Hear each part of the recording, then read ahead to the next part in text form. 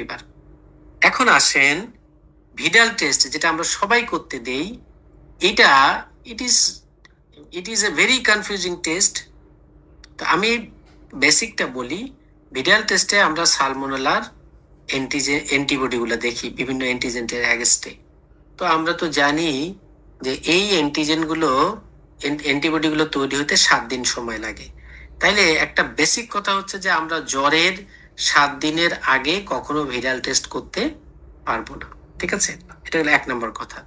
2 নম্বর কথা হচ্ছে যে এই যে টিও মানে ও অ্যান্টিজেনের অ্যাগেনস্ট অ্যান্টিবডি তৈরি হয়, তো এটা পজিটিভ হইতে হবে যদি টাইফয়েড হয়।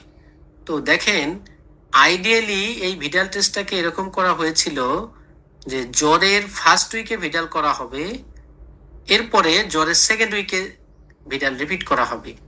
রিপিট করে যদি দেখা যায় যে প্রথম উইকের চেয়ে সেকেন্ড উইকে এই অ্যান্টিবডি লেভেলটা 3-ফোল্ডের বেশি বেড়েছে, তাহলে মোটামুটি টাইফয়েড। কিন্তু আমাদের সবচেয়ে বেশি ভুল হয় ভিডালের টাইমিংয়ে, আমরা 7 দিনের আগে ভিডাল করে ফেলি। দ্বিতীয়ত হচ্ছে যে যদি দেখা যায় যে কারো একবার টাইফয়েড হয়েছে, তাইলে তার ভিডাল এটা সবসময় পজিটিভ আসবে, বিশেষ করে টিএইচ এটা পজিটিভ আসবে। তাহলে এই জিনিসগুলো আমরা যদি খুব কেয়ারফুলি যদি মানে ইন্টারপ্রিটেশন না করি, তাহলে ভিডাল টেস্ট উইল অলওয়েজ কনফিউজেস আস। ঠিক আছে, যেমন কোয়াকরা কি করে, এটা ভিডাল করতে দেয়, ভিডাল পজিটিভ আসে, অ্যান্টিবায়োটিক দেয়, এরপরে আবার ভিডাল করে দেখে যে আবারও পজিটিভ, তখন এরা পাজেল হয়ে যায়, বলে যে না, এনার তো টাইফয়েড ভালো হচ্ছে না।